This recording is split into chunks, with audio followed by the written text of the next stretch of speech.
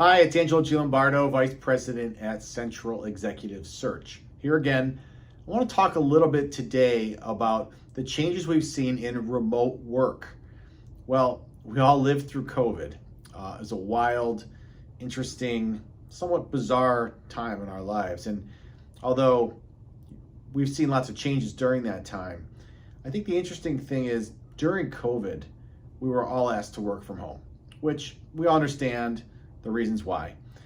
And whether you believe in the reasons or not, it was a fact that most of us were working from home.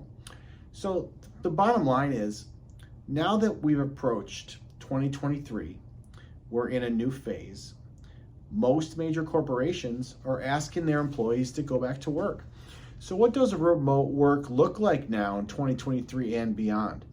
Well, I think it's kind of interesting that after working at home for about 2 years, these big companies asking us to go back to work has been quite a change. I think many of us, at least myself, have embraced and looked forward to getting back to the office where I get a lot more done.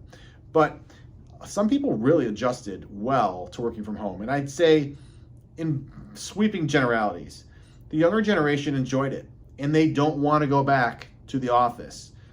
And I can't really say I blame them, because many of us got used to working from home and we're quite productive. But what I will say is, now that corporations and big companies are asking us to work back in the office, a lot of the younger generation don't want to go back. And it's created a chasm because they're looking to find opportunities that will let them continue to work from home. And I'm talking not just salespeople that have worked from home for many years, outside salespeople, but we're talking sometimes engineers and technical people, and sometimes R&D or technical staff, folks that are used to being in manufacturing plants or used to being in the office and working closely with management and production to make sure everything's going as planned. So I'm going out there and I'm recruiting candidates, and it's interesting because I'd say more or less in the big cities mostly, I'm seeing younger engineers, younger candidates saying, well, I'd like this process engineer job to be remote. Well, how do you do a process engineer job remote? I'm not quite sure, especially if it's a manufacturing plant. I'm interested to understand how a quality person could possibly work remotely. I think you'd probably have to have some boots on the ground and see the product that's coming through the manufacturing plant. So in terms of the industries that I serve in packaging and adhesive and tape, web handling markets, labels, converting, I think it's kind of interesting that a lot of the younger candidates still want to do remote work when they're being asked to come back to the office. So am I seeing this often? At least once a week, yes. And am I seeing it from everyone? No, I would say not from everyone. But the manufacturing services market, manufacturing industries, there's a heavy emphasis on working in the plant because you need to know what's going on there. You need to know what's happening with the products. The customer work could be done from home, but I also think that being involved in the production and being involved in the technical aspects and specifications of products is quite important. Nonetheless, this is the trends I'm seeing.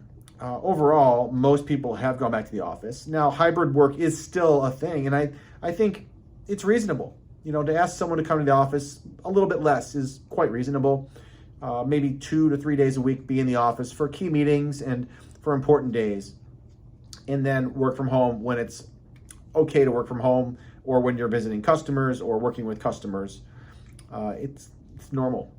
So I believe that this trend will probably continue with hybrid work, but it wouldn't surprise me if companies say you must come back to the office full time, all the time, because I would say that even though things have changed during COVID, and maybe I'm a little more old school, but I think that being in the office has a lot of value. You get to network with people that are doing things at a higher level than you. You can absorb tribal knowledge quite a bit more. You get to interact and be committed to the leadership. You get to be in front of the leadership to showcase your abilities.